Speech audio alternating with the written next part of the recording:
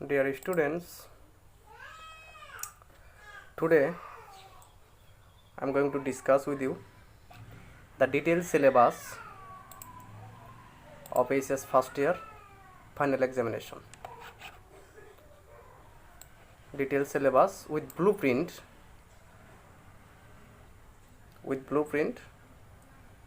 I will explain, or I am going to discuss the detailed syllabus for ACS first year final examination or for the whole year. First of all, see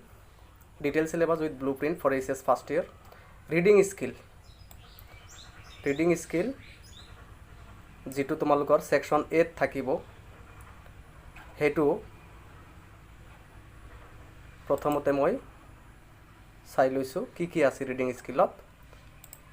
স্কিলত তোমালোকৰ unseen passage number 1 ত আছে unseen passage এইটো চাবা unseen passage যেটো তোমালোক already HS এলসিত পাই আহিছা class 10 তো তোমালোকৰ আছিল মেট্ৰিকত তোমালোকে পাইছা এইটো আনসিন প্যাসেজ এটা আহে তো এইচএস এলসিত সাকে তোমালোকৰ 10 মাৰ্কৰ কাৰণে এটা আনসিন প্যাসেজ আহে কিন্তু এইচএস সেকেন্ড ইয়াৰত আৰু এইচএস ফাৰ্স্ট ইয়াৰত এই দুইটাই তোমাৰ কি হয় 10 ৰ ওপৰত মিনিমাম 10 আৰু ম্যাক্সিমাম 12 মাৰ্কছৰ কাৰণে আনসিন প্যাসেজ আহিব আনসিন প্যাসেজ তো গম পোৱা কোবাৰ পৰা উঠাই দিব এটো আনসিন কেতিয়াও তুমি কি জানি দেখা পোৱা নাই আৰু সাডেনলি কেতিয়াবা দেখিব পাৰা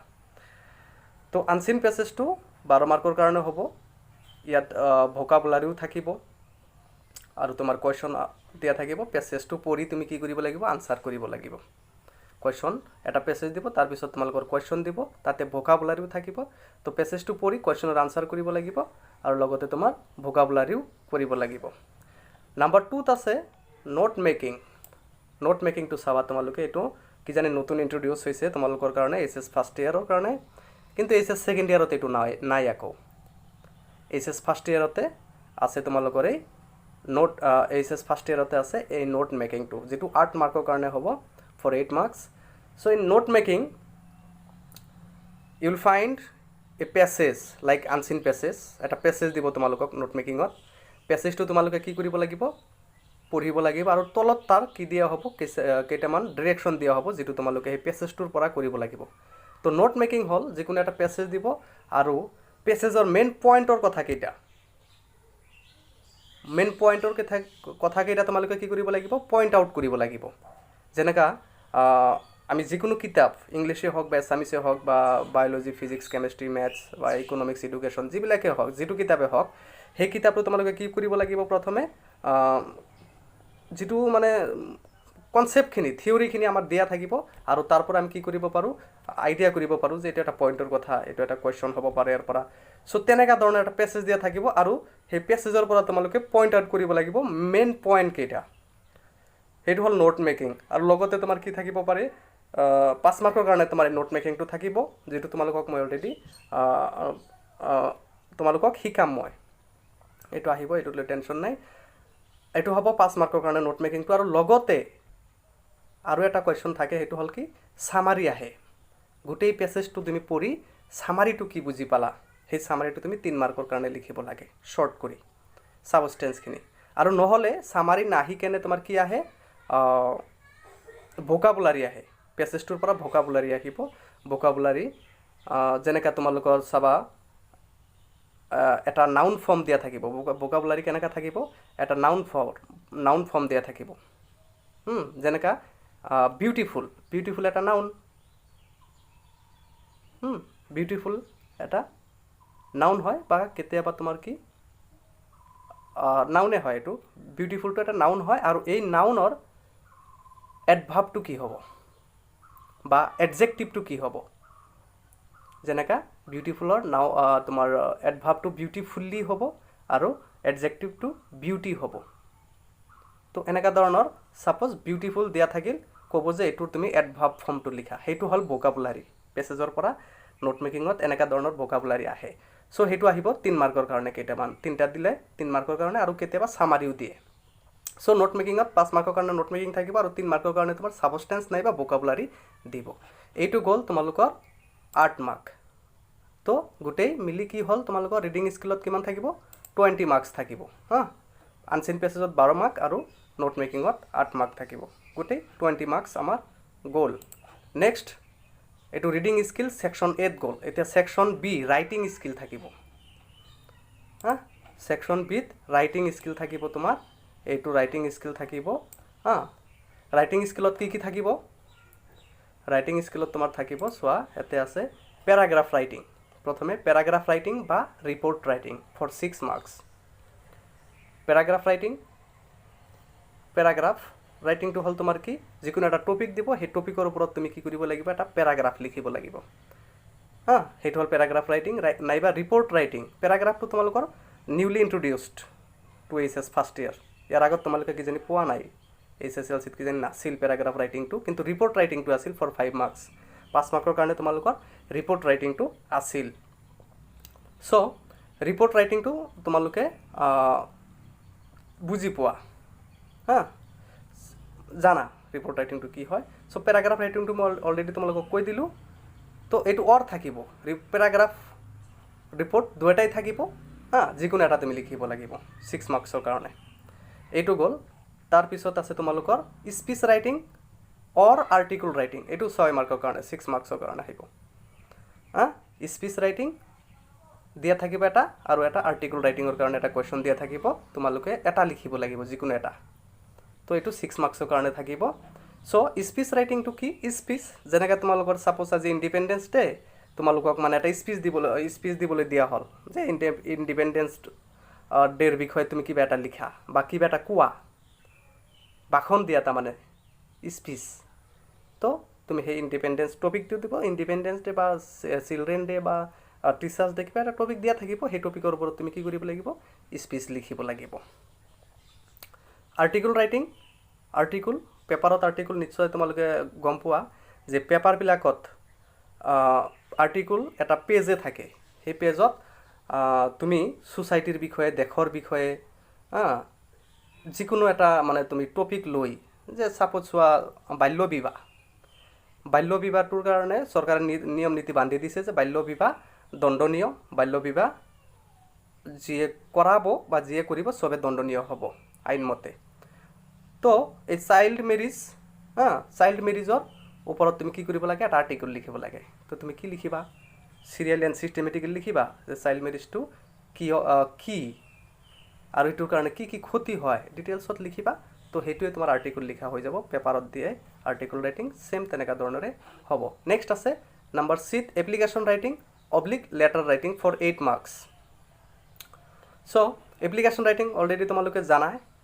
লেটাৰ ৰাইটিংও তোমালোকে জানা তোমালোকে you are similar with this two term application writing and letter writing because you have already studied this two term in your SSLC examination application writing to কিন্তু এটো অলপ ডিফারেন্স হ'ব এটো অলপ ডিফারেন্সেস আহিব লেটার রাইটিং অলপ differences আহিব এটো অলপ বহল ভাবে লিখিব লাগিব it should be a little bit broad because earlier that means in your SSLC examination it was for only for 5 marks but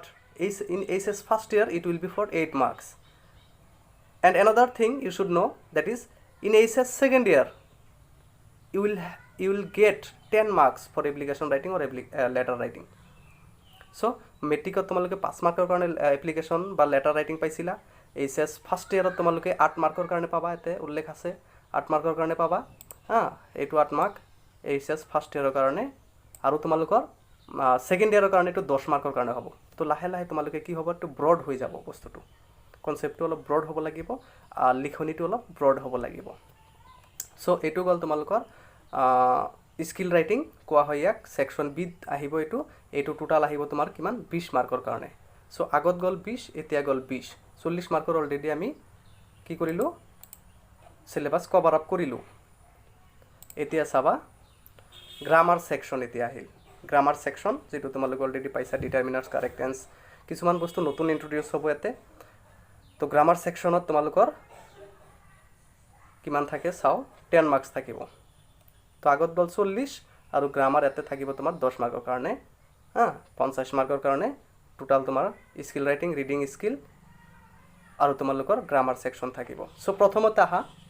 আহিছো আমি তোমাৰ কলে আহিছো প্ৰথমতে 1 নম্বৰত আছে ডিটাৰমিনাৰ্স তোমালোকে ক্লাস 10 তো পাইছা কিন্তু তেতিয়া তোমালোকে পাইছা 1 মাৰ্কৰ কাৰণে প্ৰতিটো ডিটাৰমিনাৰ্সত 1 মাৰ্ক থাকিছে কিন্তু ইয়াতে প্ৰতিটো ডিটাৰমিনাৰ্সৰ কাৰণে হাফ মাৰ্ক থাকিব আধা মাৰ্ক থাকিব হা তোমালোকৰ দুটা লিখিব লাগিব 1/2 that means half এটো হা 1/2 half into 2 আধা মাৰ্ককে দুটা লিখিব লাগিব তোমালোকে 1 মাৰ্ক পাবা দুটা আধা মাৰ্ককে 1 মাৰ্ক সো তোমালোকক 4টা দিয়া হ'ব মিনিমাম 4টা দিব তাৰ পৰা দুটা লিখিব লাগিব দুটা শুদ্ধ হলে তোমাৰ 1 মাৰ্ক পাই যাবা তাৰ পিছত আহিল কাৰেক্ট টেন্সত চাবা কাৰেক্ট টেন্স তোমালোকে অলৰেডি পাইছা এছএছএলসি গোটেই হাই স্কুল পিৰিয়ডত তোমালোকৰ কাৰেক্ট টেন্সটো আছিল হা ভাৰ্বৰ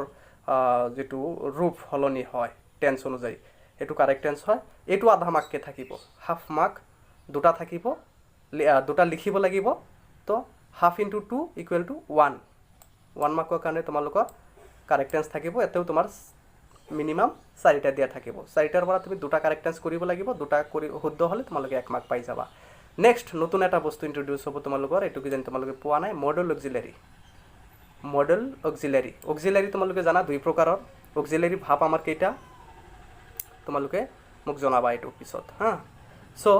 মডেল অক্সিলাৰি আৰু প্ৰাইমাৰী অক্সিলাৰি কোনবিলাক shall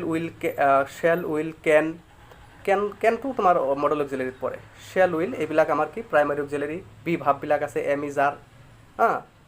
was were do does did have has had এইবিলাক হল তোমাৰ প্ৰাইমাৰী অক্সিলাৰি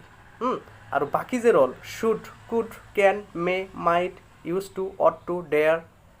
এইবিলাক হল তোমাৰ কি মডেল অক্সিলাৰি এই মডেল অক্সিলাৰি তোমাৰ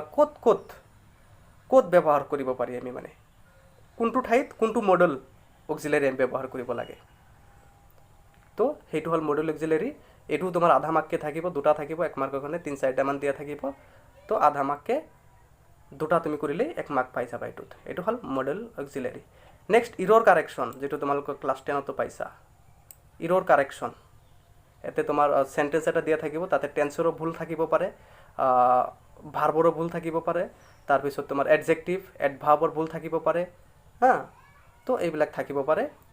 নাউনৰ ভুল থাকিব পাৰে তুমি হেতু কি কৰিব লাগিব শুদ্ধ কৰিব লাগিব এই সেন্টেন্সটো ধৰি কেনে কি নাউনৰ ভুল না এডভাৰ্বৰ ভুল এডজেক্টিভৰ ভুল টেন্সৰ ভুল এইবিলাক আমি চাই কেনে শুদ্ধ ৰূপটো বহাই দিব লাগিব নেক্সট আছে ডায়লগ কমপ্লিশন যেটো তোমালোকৰ নতুন ইন্ট্ৰোডিউস হ'ব ডায়লগ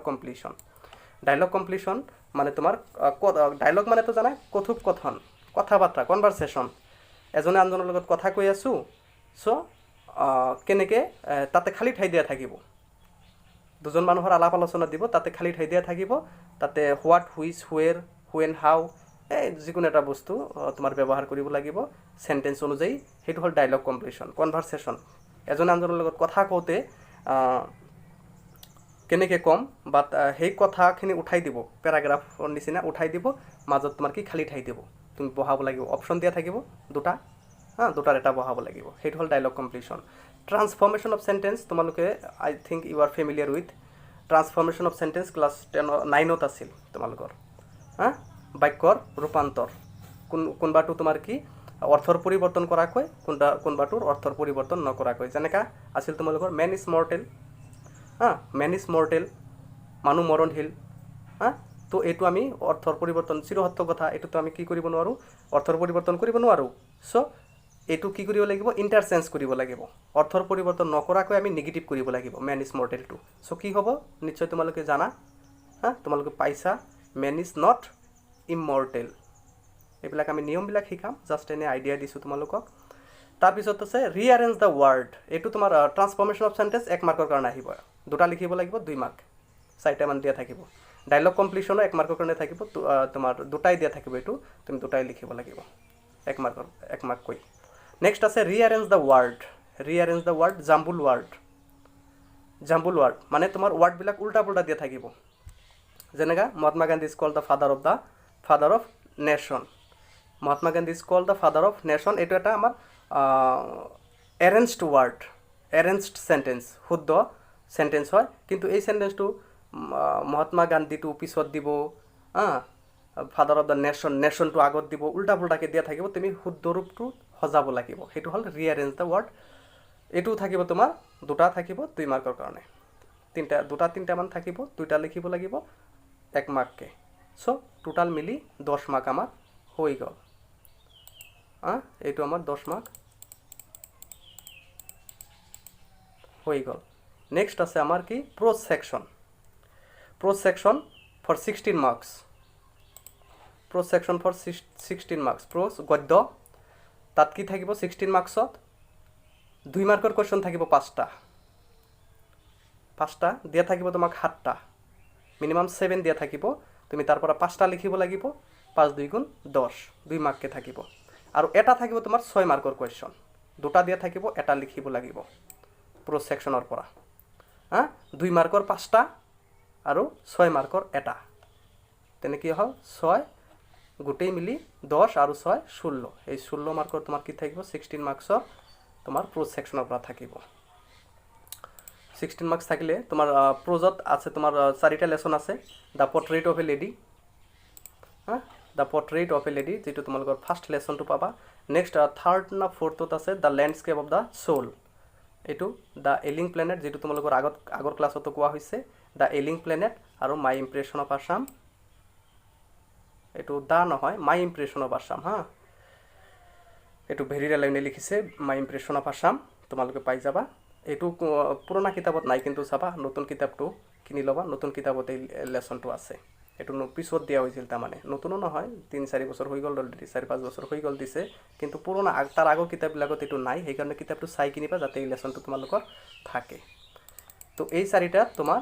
4টাৰ পৰা 5টা তোমাৰ 2 মাৰ্কৰ কুৱেশ্যন লিখিব লাগিব, আৰু এটা 6 মাৰ্কৰ কুৱেশ্যন লিখিব লাগিব, য'ত 2টা দিয়া থাকিব 6 মাৰ্কৰ কুৱেশ্যন, এটা লিখিবা। আৰু 2 মাৰ্কৰ যে 5টা 7টামান দিয়া থাকিব, তাৰ পৰা 5টা লিখিবা। আচ্ছা, নেক্সট আহিল আমাৰ পয়েট্ৰি ছেকশ্যন। পয়েট্ৰি ছেকশ্যনত তোমালোকৰ 14 মাৰ্কছ থাকিব। 14 মাৰ্কছ থাকিব। ষ্টেঞ্জা থাকিব এটা, পয়েট্ৰিৰ তোমাৰ এটা ষ্টেঞ্জা উঠাই দিব, 4 লাইন 5 লাইন 7 লাইনৰ এটা ষ্টেঞ্জা উঠাই দিব, তাৰ পৰা তলত কুৱেশ্যন কৰিব। কুৱেশ্যনত তোমাৰ 1 মাৰ্কৰ 4টা কুৱেশ্যন থাকিব, আৰু 4 মাৰ্কৰ এটা কুৱেশ্যন থাকিব। এই ষ্টেঞ্জাৰটোত তোমাৰ গোটেই মিলি কি হ'ব 8 মাৰ্কৰ কুৱেশ্যন থাকিব এটা ষ্টেঞ্জাৰ পৰা। কবিতা কেইটা আছে আমাৰ 4টা আছে, 4টাৰ পৰা 2টা ষ্টেঞ্জা উঠাই দিব, তাৰ এটা কৰিব লাগিব তুমি। 2টা কবিতাৰ 2টা ষ্টেঞ্জা উঠাই দিব, তুমি এটা কৰিব লাগিব। নেক্সট আছে তোমাৰ 3 মাৰ্কৰ 2টা কুৱেশ্যন দিয়া থাকিব, 3 মাৰ্কৰ 2টা কুৱেশ্যন দিব। তো 3 2 6, এই গোটেই মিলি 14 মাৰ্ক হ'ল। 3 মাৰ্কৰ 2টা কুৱেশ্যন, এই 4টাৰ পৰা 4টা কুৱেশ্যন দিব, তুমি 2টা কৰিব লাগিব 3 মাৰ্কৰ কাৰণে। তো ইয়াৰ চিলেবাছটো অলৰেডি কিজানি তোমালোকক দিয়া হৈছে, যে এই ফটোগ্ৰাফটো থাকিব, the voice of the rain থাকিব, চাইল্ডহুড থাকিব, আৰু ফাদাৰ টু সন থাকিব। ফাদাৰ টু সন, এই 4টা তোমাৰ পয়েট্ৰি ছেকশ্যনৰ পৰা থাকিব। Photograph, the voice of the rain, childhood, father to son, চিলেবাছটো তোমালোকে মিলাই ল'বা। নেক্সট আছে আমাৰ ছাপ্লিমেণ্টাৰী ৰিডাৰ। ছাপ্লিমেণ্টাৰী ৰিডাৰৰ পৰা আমাৰ 2টা লেচন ছাপ্লিমেণ্টাৰী, যিটো কি কয় আৰু এটা ৰেপিড বুলি কয়, ক্লাছ 10তো আছিল তোমালোকৰ। তো ইয়াতে তোমাৰ ৰাঙাছ মেৰিজ বুলি এটা লেচন আছে, ছাপ্লিমেণ্টাৰী স্নেপশ্বট কিতাপটো হয়, তোমালোকে কিনি ল'বা যদি কোনোবাই কিনা নাই। স্নেপশ্বটত দ্য ৰাঙাছ মেৰিজ আৰু Albert Einstein at school. Albert Einstein তোমালোকে জানাই already, Albert Einstein he was a great scientist, Albert Einstein. So' এই 2টা লেচন তোমালোকৰ কিহৰ পৰা থাকিব, স্নেপশ্বটৰ পৰা থাকিব,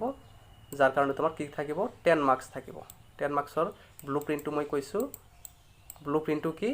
10 মাৰ্কছৰ ভিতৰত যে 2 মাৰ্কৰ 2টা কৰিব লাগিব, 4টামান দিয়া থাকিব, তাৰ 2টা কৰিবা, তো 2 2 গুণ 4 হ'ব,